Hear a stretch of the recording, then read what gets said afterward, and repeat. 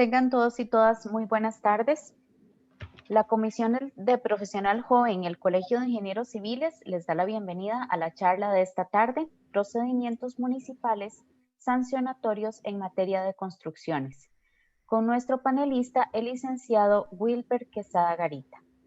Antes de presentar a nuestro panelista de esta tarde, recordarles que pueden colocar sus consultas en la pestaña de preguntas y respuestas que se encuentra en la parte inferior de esta aplicación. Las consultas se evacuarán al finalizar la conferencia.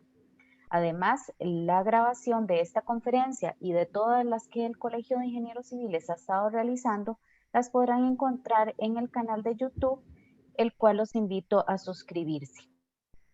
Voy a presentar a nuestro panelista de esta tarde. El licenciado Wilber Quesada Garita es abogado, tiene una experiencia laboral de 19 años, trabajó en la Municipalidad de Cartago, además en asesoría legal en planificación urbana, concretamente en la elaboración de planes reguladores e introducción de variables ambientales en esta materia. Además, en el Foro Jurídico Municipal de la Federación de Municipalidades de Cartago y la Municipalidad de San Rafael de Heredia. También en la Sala Segunda en la Corte Suprema de Justicia, como secretario de abogado asistente.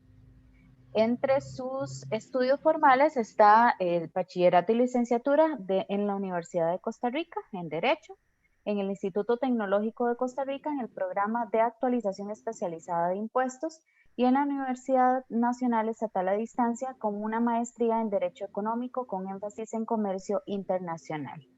Sin más, le doy la palabra a nuestro panelista, el licenciado Wilber Quesada Garita. Buenas noches a todos. Bueno, como el título de la presentación lo indica, hoy vamos a hablar un poquito sobre procedimientos municipales sancionatorios en materia de construcciones. Ahí vamos a ir pasando las diapositivas, pero sobre todo tratando de que en este poquito tiempo podamos adentrarnos un poco en este mundo tan interesante y tan complejo que, de una vez les aclaro, no es ni siquiera bien enseñado en las universidades en lo que es derecho, ¿verdad? De esta parte, y el derecho municipal todavía es tierra virgen realmente en las universidades, de ahí que se presenten muchos problemas tanto para los operadores propiamente, funcionarios municipales, abogados, como también obviamente la contraparte privada, ingenieros, propietarios y demás. Y ni qué decir en los tribunales, porque incluso hay que manifestarlo, muchas veces en los mismos tribunales pues hay algún desconocimiento en esta materia que es muy específica y que tiene su propia, como digo yo siempre, carta de ciudadanía en el mundo del derecho público. Entonces, básicamente, lo primero que quería comentarles es que esta potestad tiene su origen cabalmente en la potestad que tienen las municipalidades de planificar el territorio. Ahí les cito una serie de votos de la Sala Constitucional y artículos de la Constitución Política y de la Ley de Planificación Urbana. Recordemos que de acuerdo con esta normativa y jurisprudencia, a las municipalidades les corresponde básicamente planificar el uso del territorio con carácter excluyente y exclusivo. Y aquí hay una primera cuestión que hay que decir. El INBU tiene potestades al respecto residuales. Es algo muy importante, es decir, el INBU no puede contravenir la autonomía municipal emitiendo normativa que se anteponga a esta, ¿cómo se llama?, a esta potestad municipal. Lo que no niega que el INBU, si las municipalidades, por ejemplo, no tienen un reglamento, para el caso, el reglamento de construcciones, por ejemplo, o el reglamento de fraccionamiento recientemente actualizados, pues pueda emitir normativa, pero siempre es una normativa, reitero, que no puede ser en detrimento de la propia que adopten las municipalidades. Solo en este tema podríamos abarcar horas y horas de estudio y de debate, porque créanme que esta parte es muy importante. Y lo hemos visto los que estudiamos este asunto hemos visto como más bien en los últimos años se da un fenómeno de centralización más fuerte con la emisión de una serie de leyes y decretos, reglamentos y demás centralistas, es decir, que en la práctica vienen a minar esas competencias municipales y hacerlas pues de papel. Pero como vuelvo a repetir, las municipalidades son las competentes en su jurisdicción para planificar el uso del suelo, determinar el uso del suelo, certificar el uso del suelo, emitir visados, permisos de construcción y demás actos de este tipo. Precisamente esta potestad que tienen las municipalidades cuando emiten una orden, una sanción, es ejecutoria, y ese es otro aspecto que quise destacar de una vez. Es una duda muchas veces que llega a consulta. ¿Las municipalidades tienen que recurrir a los tribunales para ejecutar una orden? No, las municipalidades lo pueden hacer solas, con base en el principio de ejecutoriedad del acto administrativo que está establecido en el artículo 146 de la Ley General de la Administración Pública. ¿Y qué significa eso? Significa, reitero, que, por ejemplo, si la municipalidad va a demoler una construcción, no necesita pedirle permiso al juez, no necesita ir donde el juez y decirle, mire, necesito que usted me autorice a ejecutar este acto, porque la municipalidad puede hacerlo precisamente porque es competente para eso. Entonces, eso es muy importante también que lo dejemos en claro de una vez. Ahora bien, esta potestad sancionatoria tiene básicamente como pilar fundamental la realización de inspecciones. Siempre insisto en que la inspección es fundamental y se deriva de ese poder de policía y propiamente el artículo 87 de la Ley de Construcciones. ¿Por qué? Porque es con la inspección, como ha dicho la Procuraduría, la Sala Constitucional, con la actividad con la cual la municipalidad se da cuenta de una vez y en vivo lo que está ocurriendo. Y por eso el inspector es tan importante y por eso las inspecciones son fundamentales. Hay básicamente tres tipos de inspección. La inspección previa, que como su nombre lo indica, ya sea por una denuncia o por actuación municipal, llega a una construcción y se da cuenta de lo que está ocurriendo en la construcción y actúa, es decir, que no tiene licencia, que tiene licencia, que se está ampliando lo aprobado, etc. La inspección de seguimiento se concreta más cuando hay una licencia autorizada y la municipalidad o en trámite la municipalidad viendo cómo va evolucionando la construcción.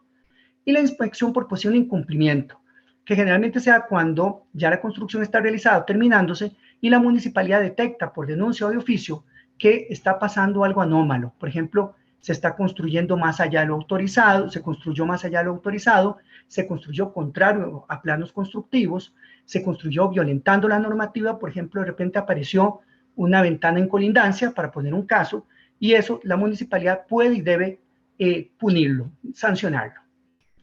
Ahora, otro aspecto que deseo destacar en esta tarde, noche, es que cuando la municipalidad constata que una construcción no tiene permiso, no tiene licencia, la municipalidad puede clausurar. Y eso es algo muy, muy importante. Ahí les comparto un hipervínculo donde un dictamen de la Procuraduría que se refiere a eso. ¿Por qué? Porque sucede en cualquier materia que tenga que ver con licencias. Puede ser en patentes, en fin, en cualquiera, puede ser en el Ministerio de Salud con los permisos sanitarios, aunque ellos lo han confundido bastante y hacen una serie de actividades que en realidad podrían hacer más rápidas. ¿Qué quiero decir con eso? Reitero, que si la municipalidad constata que se está realizando una construcción sin licencia, la construcción clausura. Y la clausura no requiere notificarse a nadie, se clausura, se levanta un acta y se puede, si hay alguien ahí, se le entrega y la persona puede participar. Los inspectores municipales no requieren, eso es algo muy importante que quiero precisar, de testigos. No requieren los inspectores municipales de testigos. Se levanta el acta en el sitio, por eso es un acta. Se levanta en el sitio y el inspector municipal entonces procede a la clausura indicando los lugares donde puso los sellos de clausurado. Entonces, reitero en este punto tan importante, la falta de licencia meramente constatada en los registros municipales permite la clausura sin necesidad de procedimiento previo. Más bien, de acuerdo con la Sala Constitucional, es ahí donde nace el procedimiento administrativo correspondiente. Muy bien, y precisamente estos procedimientos sancionatorios tienen una serie de características comunes, requerimientos mínimos y comunes que en realidad son propios de cualquier acto administrativo. Básicamente están en el artículo 128 a 139 de la Ley General de la Administración Pública. El primero, muy importante, dictarse por el órgano y el servidor competente. Esto es fundamental. No puede un acto de este tipo dictarse por un órgano que carezca de competencia, porque lo vicia en nulidad por falta de competencia, o por un servidor que precisamente no sea el competente para ello. Por ejemplo, que sea decretado por la persona que atiende en las municipalidades muy grandes. Por ejemplo, cito la de Cartago, tenemos compañeros que atienden el público. Ellos, si no tienen dentro de su perfil también poder realizar estas actuaciones, pues no podrían emitir estos actos y mucho menos clausurar. El fin es un elemento fundamental del acto. ¿Cuál es el fin que persigue una municipalidad cuando hace un procedimiento? Pues cabalmente regularizar la construcción. Si la municipalidad tiene otro fin, por ejemplo, voy a hacerlo porque me cae mal tal persona, voy a hacerlo por una razón que no sea propiamente la de aplicar la normativa constructiva y lograr la regularización de la construcción y urbanística, sería una desviación de poder. Esa desviación de poder, póngale mucha atención, porque puede dar lugar a responsabilidades tanto administrativas como penales. Todo acto, además de dictarse por un órgano y un servidor competentes y tener un fin, tiene que tener un contenido. Y ese contenido debe ser lícito, es decir, de acuerdo con la ley. Debe ser posible, no podemos dictar actos imposibles. Y créame que en muchos años de experiencia, en realidad son más de 22, he visto actos que uno dice, no, esta persona definitivamente, el contenido de este acto es inválido porque dictó algo que la persona a la cual se le obligó no se le puede obligar. Por ejemplo, recuerden que por ley 8220 yo no puedo obligar a una persona a presentar o a coordinar con una institución pública cuando a quien le corresponde coordinar es a la municipalidad. Claro y preciso, eso es muy importante. He visto, gracias a Dios, he tenido la oportunidad de asesorar muchas municipalidades a lo largo de todos estos años y he visto que muchas veces dictamos actos que cuando usted habla con el inspector o el director de urbanismo o la persona encargada de urbanismo en general, ellos en su cabeza tienen claro qué es lo que le estaban ordenando a la persona, pero lo que escribieron era una cosa completamente distinta. Entonces, el punto es que el contenido debe ser muy claro y muy preciso. No mucha floritura, recordemos eso. Al administrado lo que le interesa es que le hablen claro y preciso. Abarcar todas las cuestiones de hecho y de derecho. Cuando yo le envío un documento a alguien, yo tengo que abarcar lo que le estoy diciendo y el fundamento jurídico de lo que le estoy diciendo. Eso es muy importante. Y obviamente el acto tiene que ser proporcionado al fin y correspondiente motivo. Por ejemplo, si yo estoy haciendo un procedimiento y determino que en realidad la sanción no debe ser la demolición, sino simplemente prevenirle que cumpla con tal o cual requerimiento, pues en este caso, y sin embargo emitir un acto de demolición, esa sanción es desproporcionada y causa una nulidad del acto administrativo por desproporcionado. Precisamente este tema de la proporción es uno de los que más se fallan en materia sancionatoria. ¿Por qué? Porque hay que hacer un análisis claro del caso con base a las pruebas para poder así determinar cuál es la sanción más adecuada al caso concreto. Y les aclaro, yo al menos soy enemigo del garantismo judicial, que significa ser muy formalista, no, o de la aplicación de los principios del derecho penal al derecho sancionatorio administrativo, no. Se pueden aplicar en forma muy atenuada. ¿Por qué? Porque esto no es derecho penal, es un derecho sancionador administrativo donde se aplican ciertos principios del derecho penal, pero repito, muy, muy menguados. ¿Por qué? Porque lo que se busca aquí es simplemente la verdad real, no en la defensa de bienes penales que es propia del derecho penal.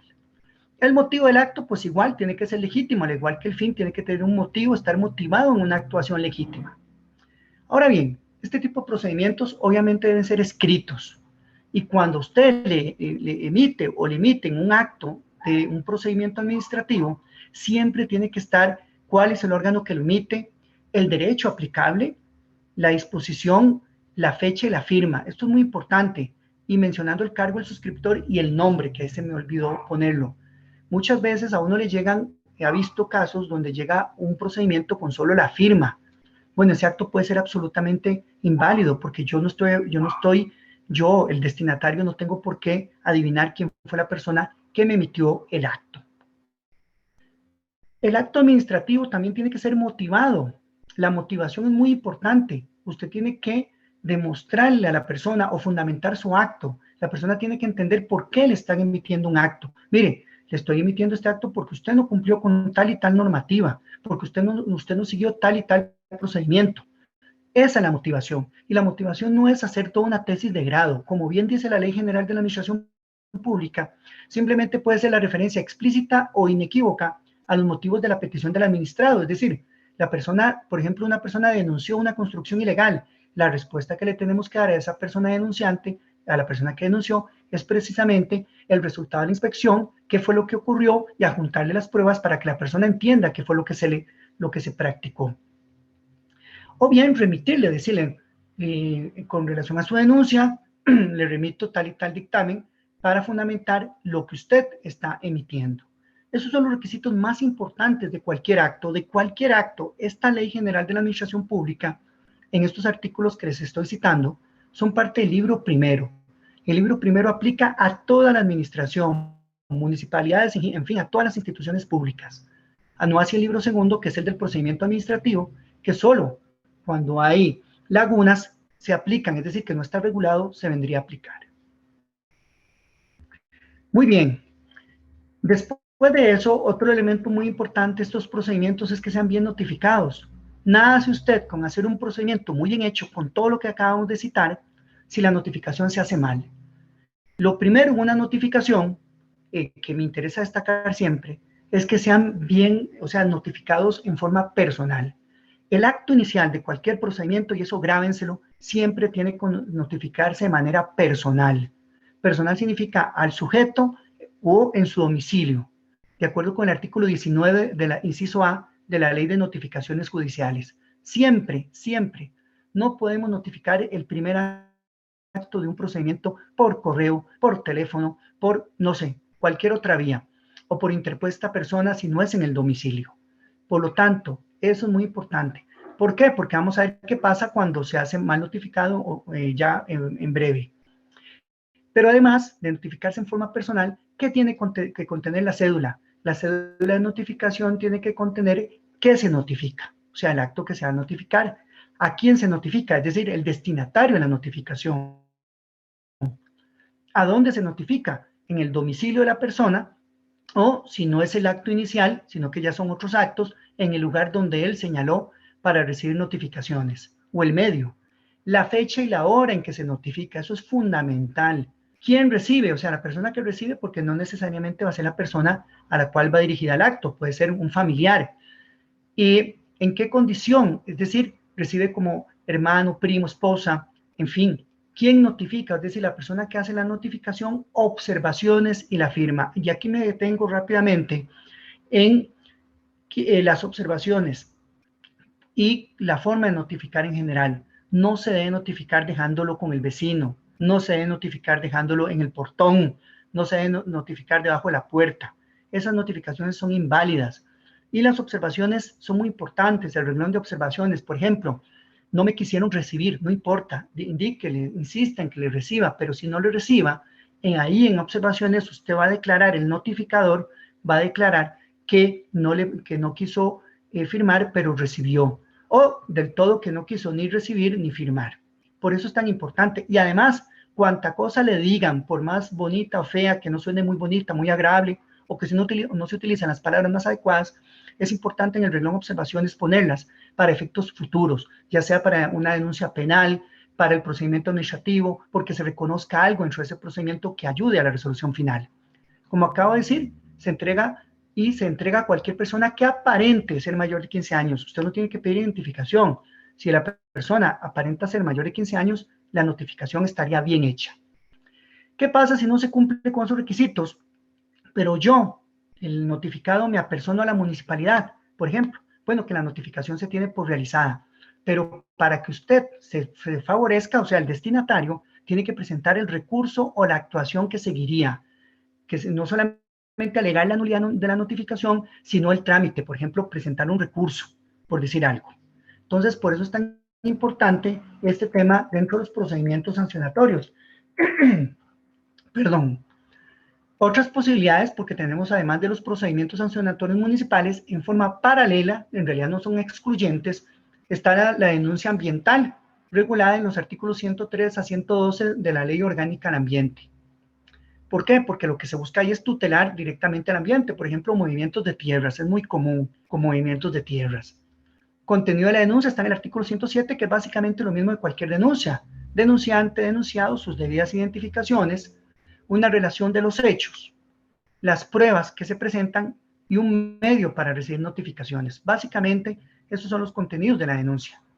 El Tribunal Ambiental, que es el que conoce estas materias, va a emitir una resolución que es irrecurrible y por lo tanto agota la vía administrativa. Claro, el problema del tribunal es que lamentablemente, pues por una serie de razones no necesariamente oponibles a ellos, están durando muchísimo todos los procedimientos, todos los tribunales administrativos.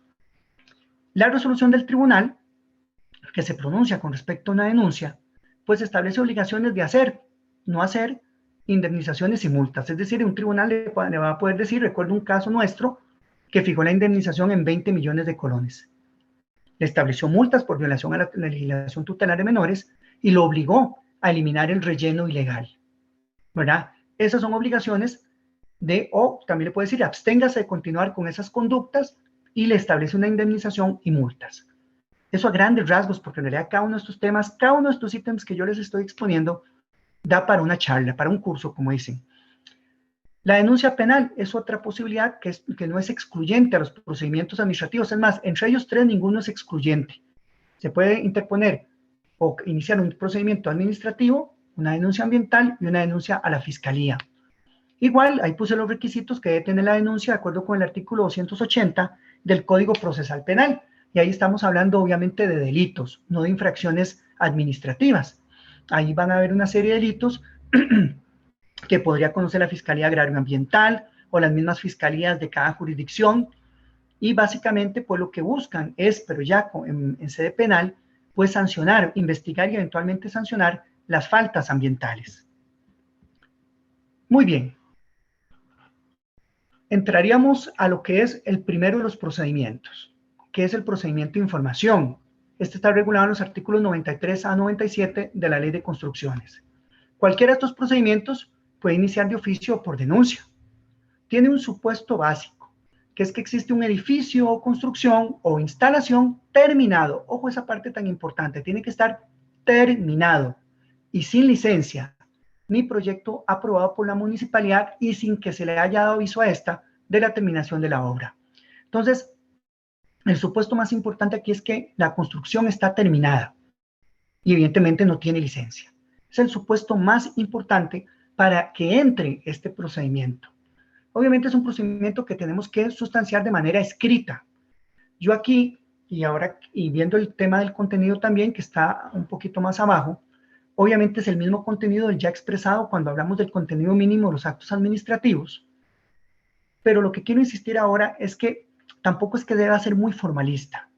Y de hecho el derecho administrativo no es muy formalista, lo que no quiere decir, reitero, que tengamos que dejar de aplicar todo lo que acabo de decir. Es que es muy diferente. Una cosa es el formalismo, por ejemplo, con el que redactan los tribunales, y otra cosa es que el acto debe cumplir con los elementos que les acabo de indicar. Por ejemplo, yo puedo notificar este procedimiento con una notificación de las que ordinariamente andan los inspectores municipales. Y le puedo dar 30 días a la persona para que ponga derecho a la obra que estoy viendo que ya está terminada y que no tiene licencia. Si en las plantillas que ustedes utilizan, que es muy común que las utilicen en los formularios, venga el derecho aplicable, que básicamente generalmente es el artículo 74, el artículo 93, artículo primero de la Ley de Construcciones, que habla sobre que las municipalidades son las responsables de la seguridad y vigilancia de las construcciones que se realicen en su jurisdicción. El quid del asunto, o más bien el punto especial que tiene este acto, es que da un plazo al propietario hasta de 30 días hábiles, improrrogable, para que presente el proyecto. Un plazo de 30 días, perdón, para que presente el proyecto, solicitud de licencia, etc. Ojo con esto. Muchos abogados les encanta recurrir a estos actos. Estos actos no son recurribles, siempre y cuando usted lo que diga es, le otorgo 30 días para que presente el proyecto, la solicitud de licencia, o lo que ustedes vean que no está derecho. Por ejemplo, la ampliación que detectaron. Como es una prevención, así se califican jurídicamente, no son recurribles, porque no causan estado, es decir, no están resolviendo el asunto. Le están diciendo a la persona simplemente, vi que usted presentó algo en forma ilegal y le estoy pidiendo, por favor, que le doy 30 días para que presente el proyecto o la licencia de construcción. Obviamente debe ser bien notificado. Por favor, este acto no se deja con el maestro de obras, no se deja en la construcción, no, hay que notificarlo, recuerden, personalmente, es el inicio del procedimiento. Por lo tanto, este acto hay que dejarlo en el domicilio, es el primer acto del procedimiento. Y aquí insisto en algo muy importante, tengan cuidado, las municipalidades son muy proclives a utilizar sus registros, pero muchas veces sus registros pues no están actualizados. Entonces hay que estar claros de que el registro esté actualizado, porque no es lo mismo el domicilio que yo, contribuyente, haya notificado y le diga esto es para todos mis efectos, a que la municipalidad lo tenga solo para efectos, por ejemplo, de la declaración de bienes inmuebles del artículo 16 de la ley 7509. No, esa fijación de domicilio que hago cuando presento la declaración quinquenalmente hablando, esa es solo para esos efectos, no para este otro. Por eso es tan importante entonces que notifiquemos en la forma en que ya lo expresé. Entonces este primer acto es fundamental, reitero. El inspector fue a la construcción, verificó que no tenía licencia y procede a notificar. Recuérdese, el inspector puede mismo clausurar, ahí mismo puede clausurar la construcción, que es lo ideal incluso, clausurar la construcción y notificar la regularización de la licencia. Ese plazo que sea de 30 días para que se presente la licencia, ojo, no significa que yo pueda seguir construyendo. Eso es muy importante porque hay gente que lo interpreta de esa manera, que yo puedo seguir construyendo. No, lo que significa es que te están dando 30 días para que regularices el proceso, la construcción, no para que usted siga construyendo y presentando paralelamente. Eso no existe. Muy bien. El desarrollo de este procedimiento de información es muy sencillo.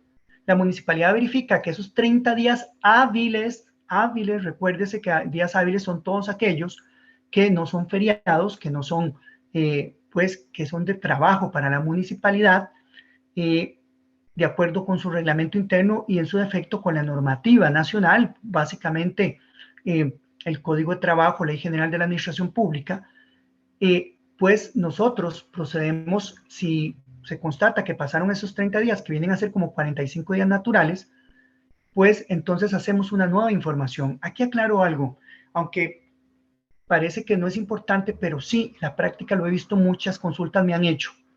No existe mes hábil, ni existe semana hábil, ni existe año hábil. Mes es mes, año es año, semana es semana. Son 30 días lo que se cuentan. Y eso es muy importante porque cuando se dice mes, es eso. Si yo te notifique el 27, sería el próximo 27. Obviamente, si cae en un día inhábil, se prorroga el día siguiente. Pero eso es muy importante para efectos de cómputos de plazo. ¿Qué pasa?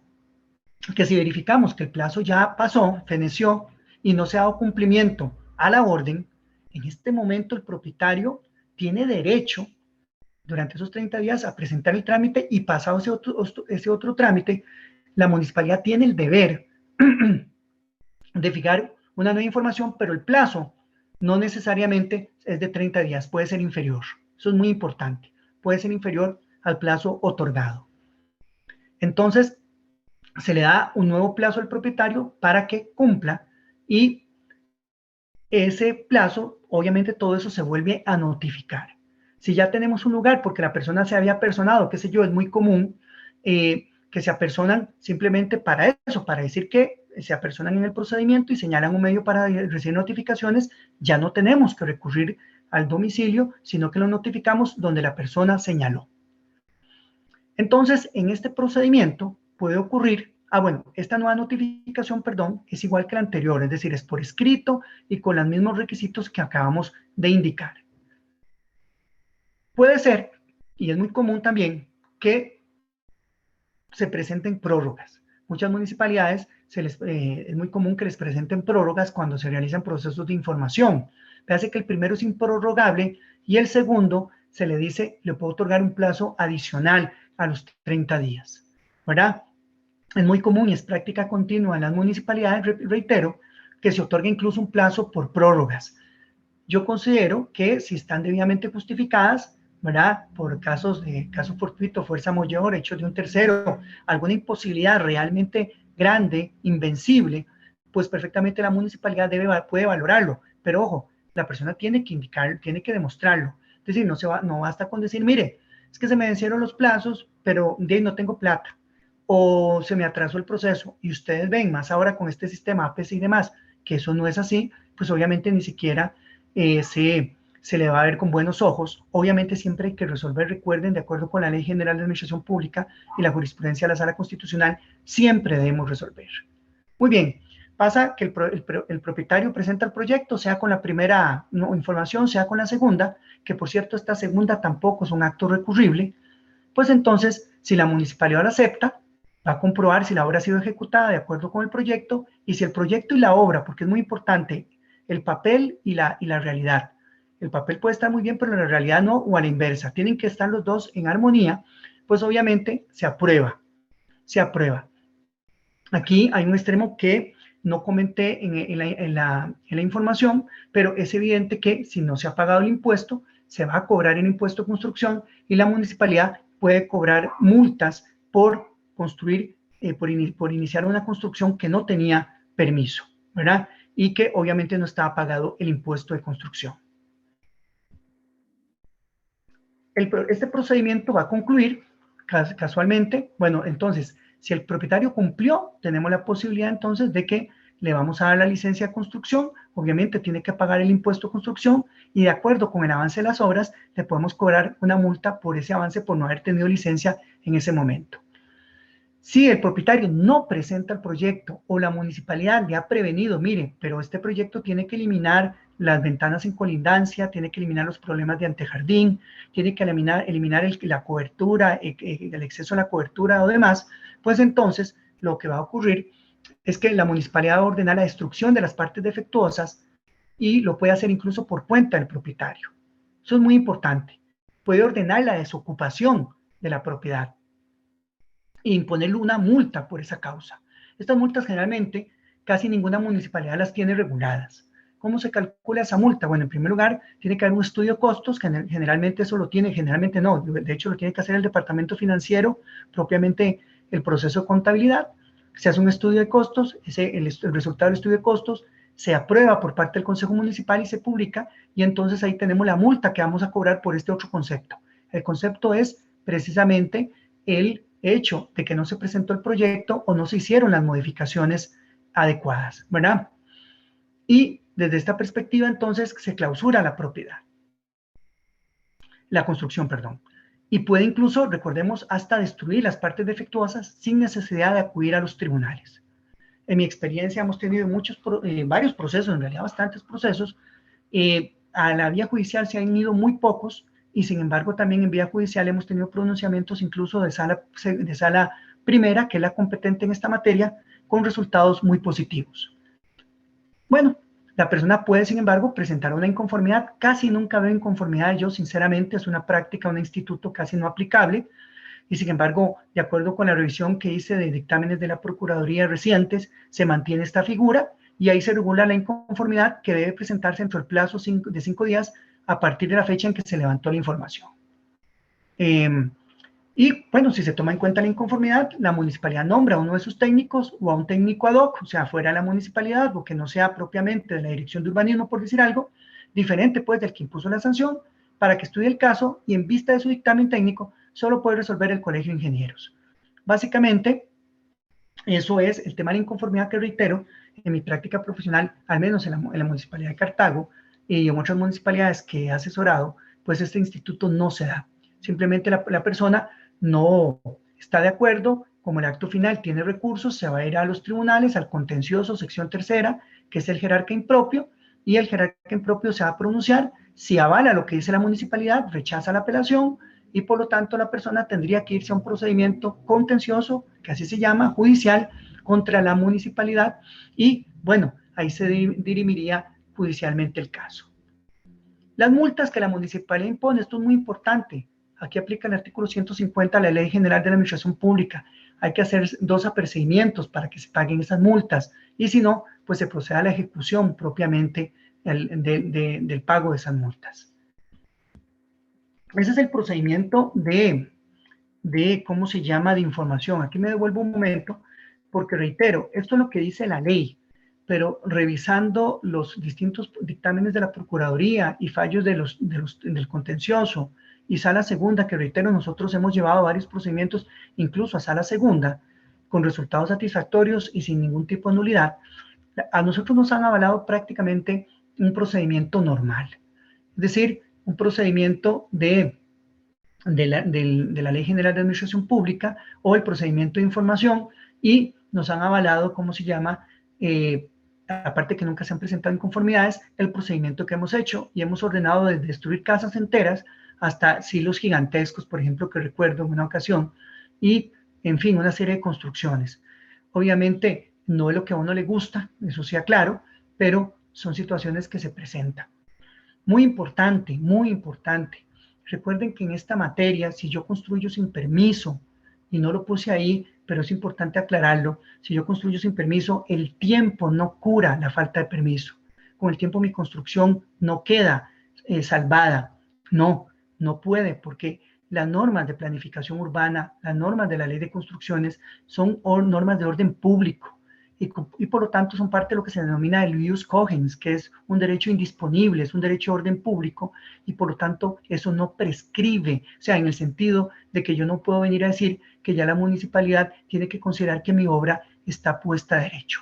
Lo que sí prescribe obviamente es el impuesto de construcción, porque el impuesto de construcción prescribe por ser un impuesto nacional cedido, no es municipal, eso aclaro, en la forma y modo que establece el Código de Normas y Procedimientos Tributarios de 4 años. ¿Verdad? No es un impuesto municipal, sino un impuesto nacional. Entonces es muy importante.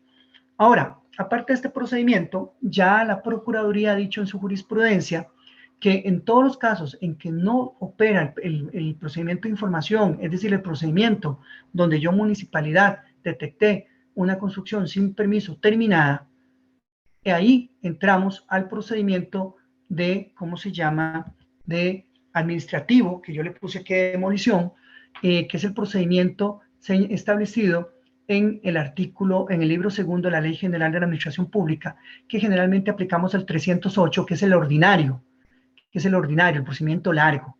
Ahí les estoy compartiendo un hipervínculo al respecto también, para que viene jurisprudencia de la Procuraduría al respecto. Entonces, este procedimiento, he visto que en las municipalidades hay muchas falencias con respecto a este procedimiento. Es un procedimiento que en realidad a mí se me ha tornado bastante, y a las municipalidades con las que he asesorado, pues no es complicado, más bien lo considero bastante sencillo.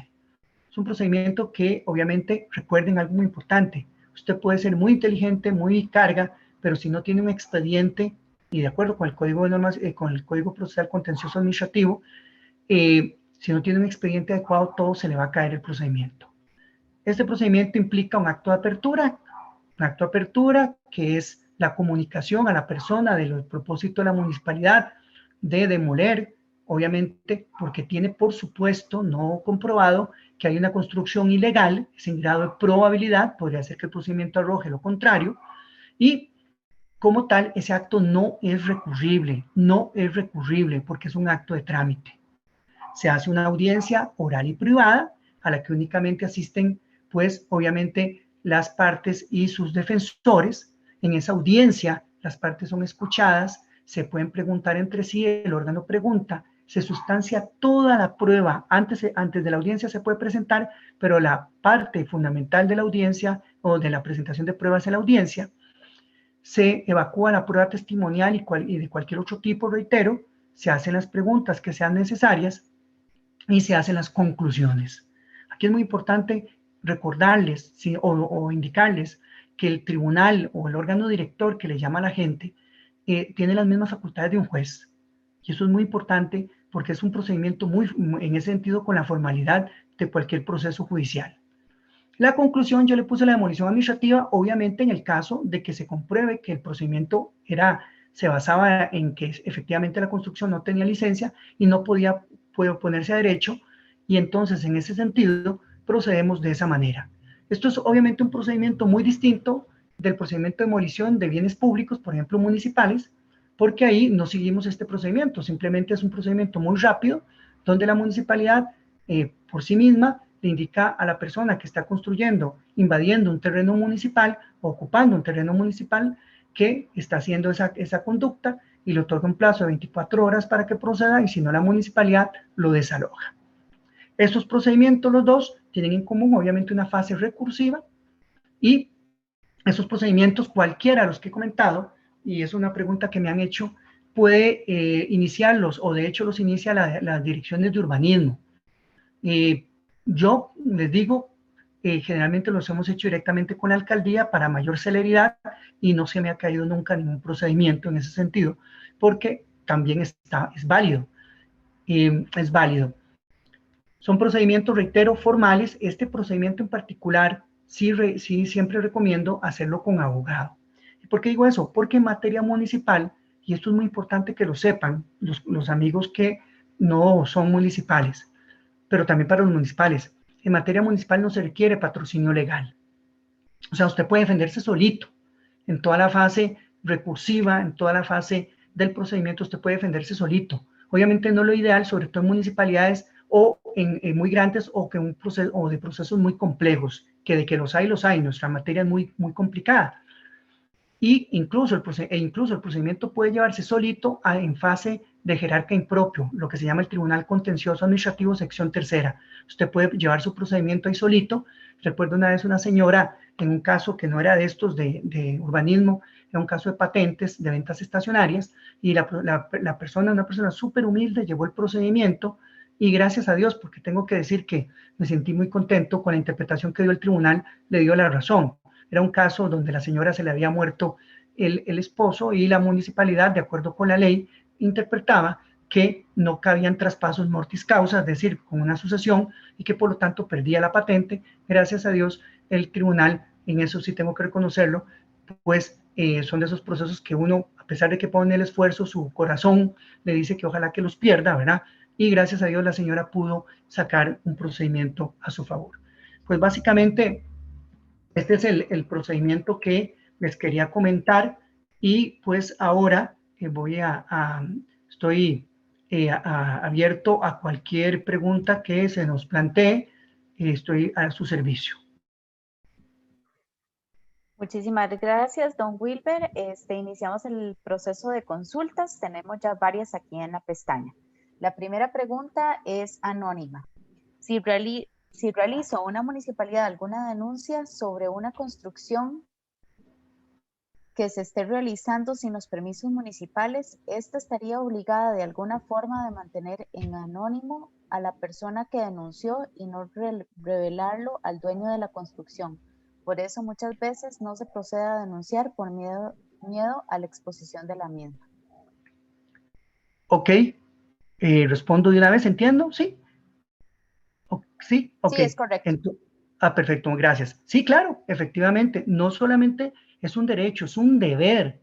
La municipalidad está en la obligación, anónimo es anónimo, ¿verdad? Incluso la Ley General de Control Interno, y sobre todo la Ley de Enriquecimiento Ilícito, se establecen en el artículo 6 normas con respecto a la confidencialidad del denunciante, pero imagínense, todavía sí es anónimo más.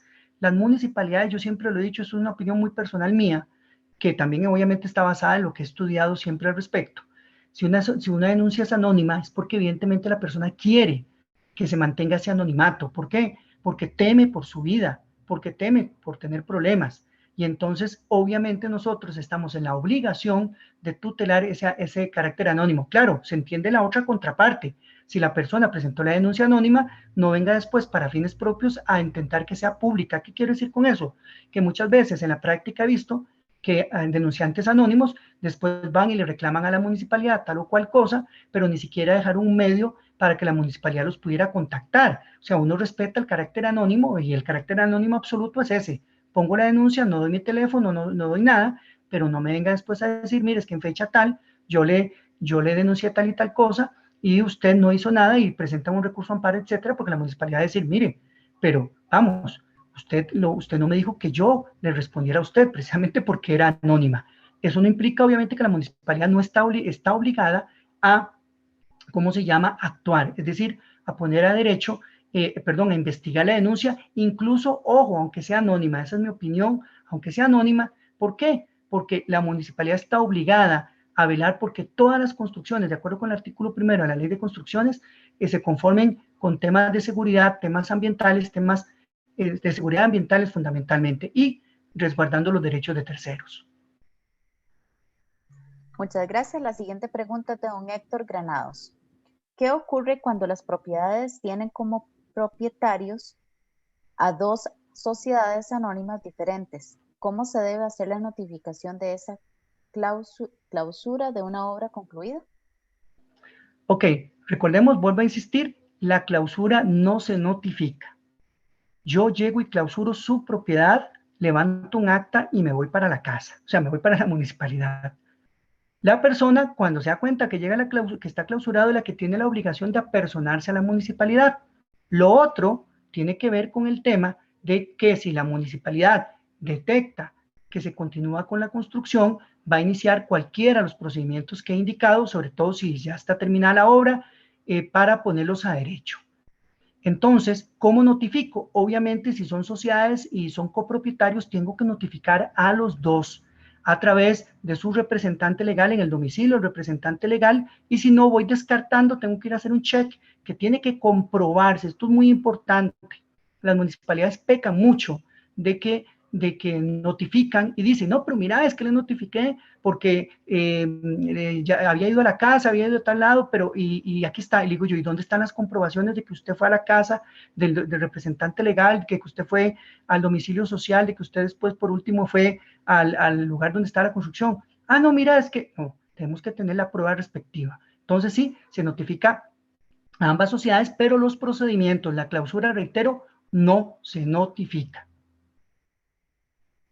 Muchas gracias. La siguiente, tengo dos consultas también anónimas. ¿Cuánto tiempo luego de finalizada una construcción sin permisos se puede dar la demolición? Ok, esto vamos a ver. Si es un procedimiento, es que hay dos procedimientos, recordemos que hay dos. El procedimiento de información parte del hecho de que la construcción esté terminada. Entonces, se agota el procedimiento que he indicado, que es el de la notificación de los 30 días y luego un plazo que puede ser de 30 días, y si no se presentó el proyecto, la municipalidad a partir de ese momento puede demoler la construcción. Y en el otro, cuando no están los supuestos del procedimiento de información, la municipalidad, el procedimiento administrativo ordinario tarda 2 meses en promedio, de acuerdo con la ley, debe terminarse en 2 meses, ¿verdad? Y básicamente, terminado el procedimiento administrativo, inmediatamente la municipalidad puede clausurar. Recuerden, la municipalidad no está obligada a ir a los tribunales, podría caber una medida cautelar, pero obviamente eso es el interesado el que tiene que presentar un procedimiento cautelar, que bueno, en este caso no me detuve a hablar de él, porque es que de verdad el tema es tan amplio que cada partecita que les hablé es un tema para una charla. Y la segunda pregunta de esta misma persona, ¿y de qué manera un ciudadano puede expresarle a la municipalidad una construcción sin permisos? La municipalidad, en virtud del principio de informalidad que rige el procedimiento administrativo y el de legitimación amplia en materia municipal, la denuncia la puede hacer cualquier persona y vamos a ver, por los medios tecnológicos actuales, la tendencia, y sobre todo ya esto es una tendencia por lo que se llama gobierno abierto, las municipalidades se han ido plegando poco a poco a la posibilidad incluso de contestar correos electrónicos sin vinculación a una firma digital, ¿verdad? Entonces, las municipalidades pueden y deben atender las consultas que les hagan sus ciudadanos o las denuncias, incluso como digo yo, en papel de servilleta, como usted lo quiera, a mano, a máquina, como sea, las municipalidades deben. Y aquí rápidamente les comparto un cambio de orientación de la Sala Constitucional en este tema de correos electrónicos. Anteriormente la Sala Constitucional era el criterio que, aplicando lo mismo para los faxes, los correos electrónicos, como no viene la firma propiamente de la persona, salvo que sea por firma digital, se venía determinando por parte de la Sala Constitucional que esa comunicación era informal y por lo tanto la municipalidad bien podría rechazarla con base en el 282 de la Ley General de la Administración Pública, que establece como requisito la falta de firma.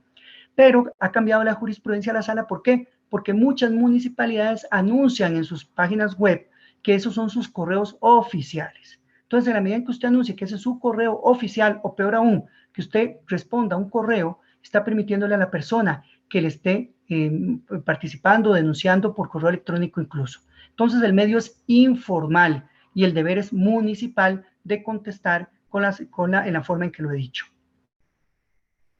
La siguiente pregunta es de don Jonathan Bustillos. Respecto al comentario de que el tiempo no cura la falta de derecho, las viviendas que cubren el 100% del terreno son sujetas a demolición, a pesar de que tengan hasta 20 o 30 años de estar edificadas, ante jardines, Claro, patios, retiros posteriores. claro, claro. ¿Por qué? Porque lo reitero, se está violentando normativa ambiental. Recuérdense que el derecho urbanístico es muy interesante.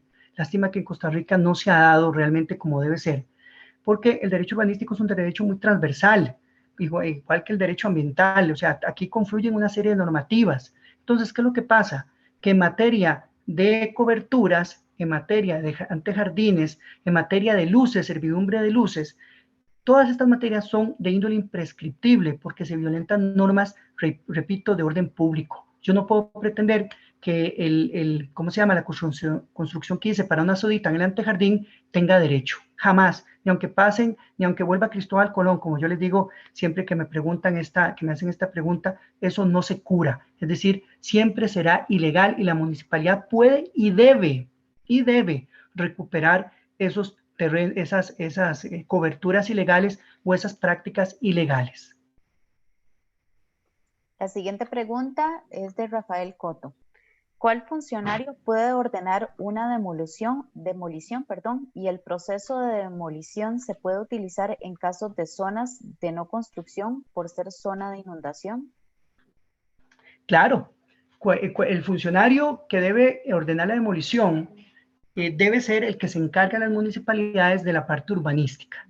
Las municipalidades, como son muy grandes, o sea, muy diferentes, perdón, hay municipalidades que tienen oficinas que se llaman de control constructivo, direcciones de urbanismo, hay unas que tienen en la parte de topografía, incluso tienen, de catastro, perdón, tienen esa parte. En fin, el órgano competente es aquel que, de acuerdo con el manual de puestos, tiene las funciones inherentes para poder iniciar, para poder hacer estas actuaciones. Y ojo, esto es muy importante, porque evidentemente si un funcionario se atreve, es muy atrevido y no tiene la competencia, pues puede ser, no solamente va a viciar la actuación, sino que puede haber responsabilidad administrativa por exceso de poder, abuso de poder, que incluso penalmente es castigable. Y obviamente el procedimiento de demolición a todo lo que son zonas de este tipo que se acaban de mencionar es un procedimiento ideal, como también lo es para todo lo que son reservas, lo que son zonas de protección, áreas de protección del artículo 33, 34 en la Ley de Planificación Urbana. Todo esto es pasible de este procedimiento. ¿Qué es lo que pasa? Seamos sinceros, las municipalidades en muchos casos pues se hacen de la vista gorda por la razón que sea, muchas veces, y eso a mí me gusta decirlo, yo trato de ser muy transparente en esto, muchas veces porque, por ejemplo, en precarios es muy común hacerse la vista gorda porque se vuelven botines políticos. El problema es que después se les vuelve el boomerang, ¿verdad? O se les da el boomerang porque son un problema enorme e inmanejable. Por eso hay que actuar en forma expedita para poder cumplir con los procedimientos que la ley señala, que créame, son procedimientos bastante sencillos.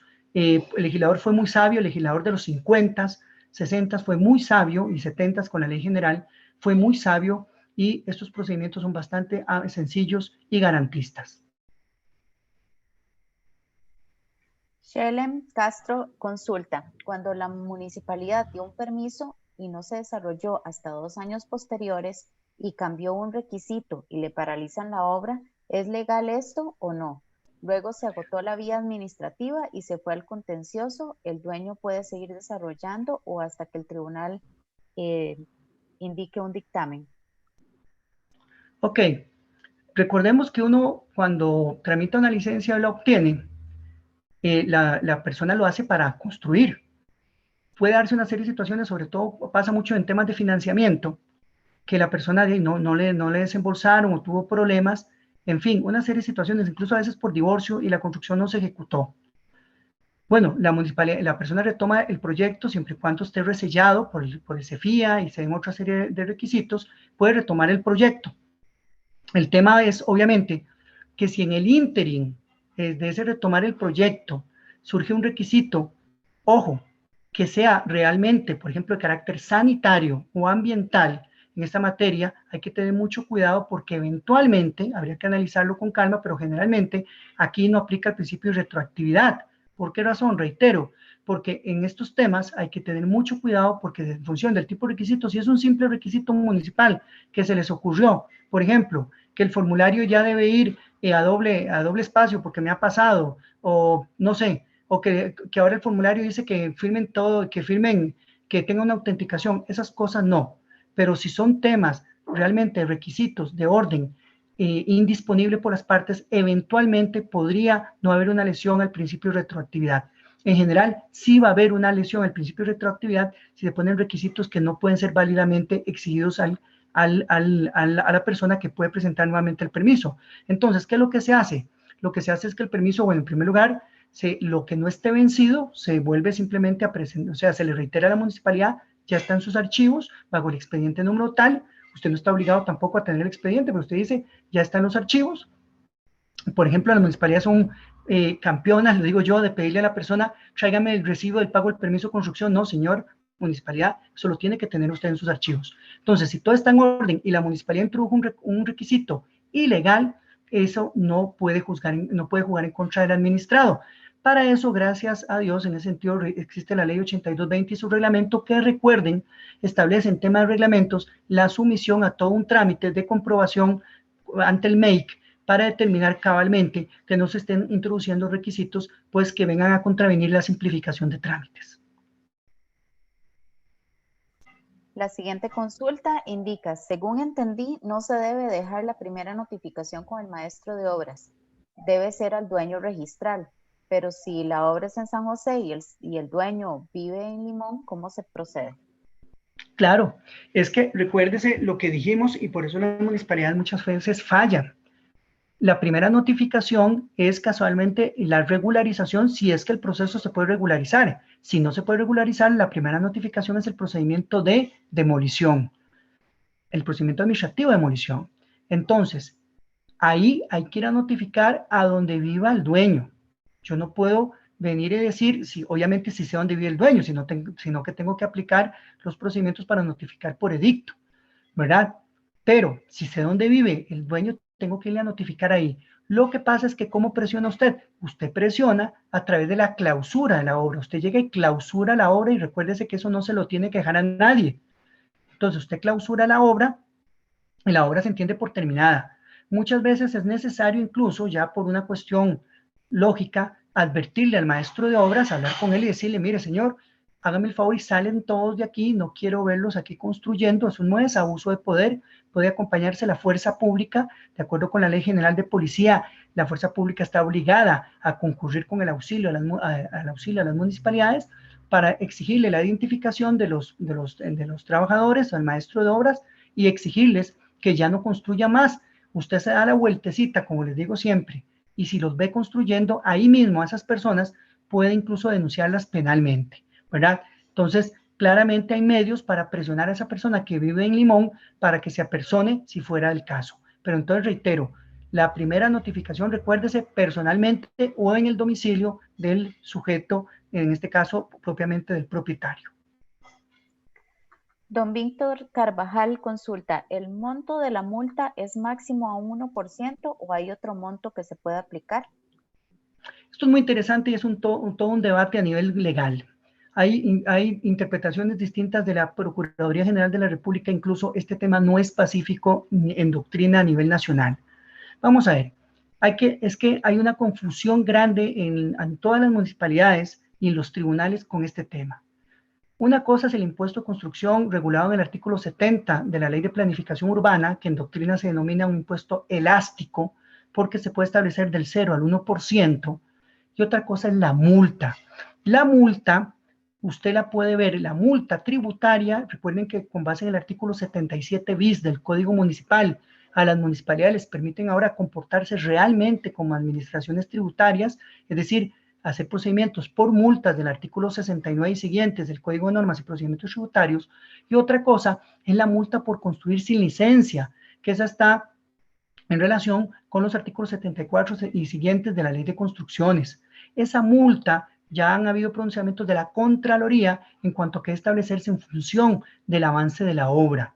Entonces hay que tener mucho cuidado porque son varias multas. El otro día le explicaba a alguien por ahí que incluso está esa multa que acabamos de comentar, que es la multa cuando la persona no presenta el proyecto y hay que ordenarle la desocupación de la vivienda o de la construcción, y ahí se le puede imponer una multa. Esa es otra multa. Entonces está la multa tributaria, la multa administrativa, y son excluyentes en ese sentido, y por lo tanto están sujetas al procedimiento del 150 de la Ley General de la Administración Pública. Y reitero, su quantum no necesariamente es del 1%. Ha sido una práctica, las municipalidades inclusive lo han reglamentado por comodidad de establecerla en el 1%, que es el mismo monto del impuesto de construcción. Pero a nivel legal, reitero, no necesariamente eso es la respuesta. Y para mí, para mi conocimiento jurídico, no es correcto. La siguiente pregunta, ¿cómo procede cuando se requería viabilidad ambiental, pero SETENA ha dicho que ya está impactado y no aplica una viabilidad? ¿Cómo procede? Claro, es una pregunta muy interesante y de hecho ya la Procuraduría se ha pronunciado. Vamos a ver, es un problemón. ¿Por qué? Porque si el terreno está impactado, ya no puedes cumplir con la viabilidad ambiental y por lo tanto ya no puedes cumplir con un requisito que si se da para el caso de que se exigía viabilidad ambiental, pues no puede ser cumplido. Entonces esa construcción no puede ser puesta a derecho porque está violentándose las normas del derecho prohibitivo de orden público de carácter ambiental. Y esa construcción, por lo tanto, no puede ponerse a derecho. Ya le reitero, la Procuraduría ha sido clara en ese sentido de que evidentemente cuando ya usted impacta un terreno, ¿qué va a ir a ver a nivel de viabilidad ambiental? Nada. SETENA le va a decir, es usted, yo no me puedo meter porque ya el terreno se impactó. A lo sumo, obviamente la denuncia ambiental, la SETENA le va a decir posiblemente que retorne el terreno a su estado original, la municipalidad debe iniciar el procedimiento respectivo, que sería el de demolición, para que por lo menos a nivel de impacto, el impacto sea menor que dejar una construcción que eventualmente, si son movimientos de tierra o construcción de muros mal hechos, etcétera, pueden impactar temas de aguas, temas de terceros, en fin, y por lo tanto no se arregla esa construcción. María Anchía consulta, en el caso de que sean construcciones viejas sin licencia municipal, ¿cómo se debe actuar? Y en caso de construcciones en zonas de protección de nacientes o áreas de protección. Construcción, cualquier construcción que esté en estas zonas no puede estar. No puede estar, ¿por qué? Porque obviamente son construcciones que, o más bien lugares cuyo uso excluye la ocupación humana. Y por lo tanto, el paso del tiempo no permite, no cura ese uso. Entonces la municipalidad puede y debe, si no es la propietaria del terreno, solicitarle al propietario que haga el procedimiento de demolición, ¿verdad? Perdón, el desalojo administrativo, el desalojo administrativo. Si es una institución pública, igual. Si no lo hace la institución pública, la municipalidad la puede denunciar, ya sea por incumplimiento de deberes en sede penal o bien en el contencioso para obligarlo a que haga el desalojo administrativo. Pero no, el paso del tiempo no lo cura. Hay hipótesis marginales siempre en el derecho, por ejemplo, podría ser que esa persona llegó antes y eso sería una hipótesis interesante de análisis, pero reitero, en términos generales, no procede ponerse a derecho y más bien la municipalidad está en la obligación de activar los procedimientos si ese es un terreno suyo y si no, solicitarle al dueño que proceda con el desalojo administrativo. La siguiente consulta dice, si en un reglamento municipal, el área legal es el que está designado para abrir el procedimiento de construcciones, ¿es necesario que conste la resolución de la jefatura de ese mismo departamento para que un abogado de su departamento lo realice? Bueno, ahí sería una pésima práctica a nivel doctrinal que un área legal haga procedimientos de este tipo. Doctrinalmente hablando, las asesorías legales se caracterizan por dar opiniones, por dar criterios. No toman criterios, asesoran a la administración activa. Por lo tanto, son órganos que lo que dan son dictámenes, informes no vinculantes. Desde esa perspectiva, ya de por sí, ya esa práctica es completamente contraria a una sana práctica administrativa. Si esa práctica existe y está positivada, pues de acuerdo a lo que el reglamento diga, así se procedería. Pero evidentemente, si no dice nada, pues es claro que la dirección legal debe más bien autorizar al abogado que sea para llevar el procedimiento. Pero reitero, si alguna municipalidad me está consultando eso, eso debe ser corregido de inmediato. Las asesorías legales sí deben dar una adecuada asesoría, valga la redundancia, legal o jurídica, y he notado, y eso quiero aclararlo, gracias a Dios, reitero, asesoro muchas municipalidades, he notado que las asesorías legales se hacen, como decimos popularmente, pues los rusos en ese sentido, y no. Las asesorías legales deben, para eso estamos, para asesorar a la administración. Obviamente, hay asesorías de todo tipo, hay asesorías del consejo, hay asesorías de la alcaldía, hay asesorías de planta en general. Esas fundamentalmente son las que tienen esa obligación. En este gran mar que son las municipalidades, a veces muy desordenado, deberían trabajarse en ese caso, pero reitero, la respuesta concreta es sí, tiene que el director legal autorizarlo, no podría ser el abogado por sí solo que pueda llevar un procedimiento si no está autorizado. La siguiente consulta indica, usted mencionó que no se puede obligar a lo imposible. En caso de una construcción sin permisos, que de previo uno sabe que es imposible regularizar, ¿hay un procedimiento abreviado para estos casos? Claro, la Ley General de la Administración, bueno, la Ley General de la Administración Pública contempla el procedimiento abreviado, precisamente.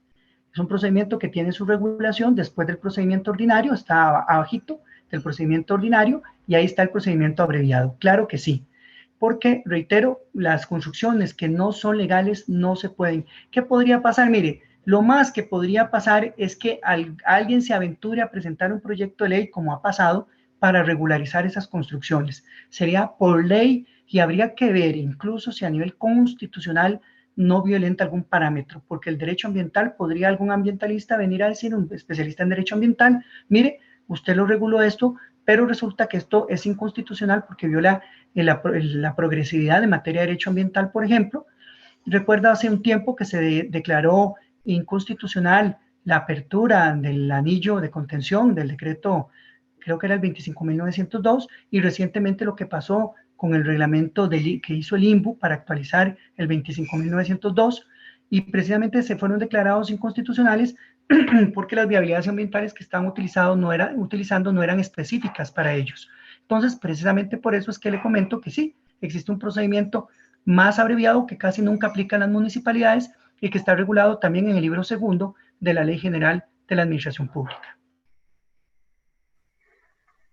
Don Wilber, tenemos muchísimas consultas por el momento, entonces vamos a dejarlo acá para no extender más la conferencia. Queremos darle las gracias a todas las personas que participaron el día de hoy y muchísimas gracias al licenciado Wilber Quesada por la excelente conferencia.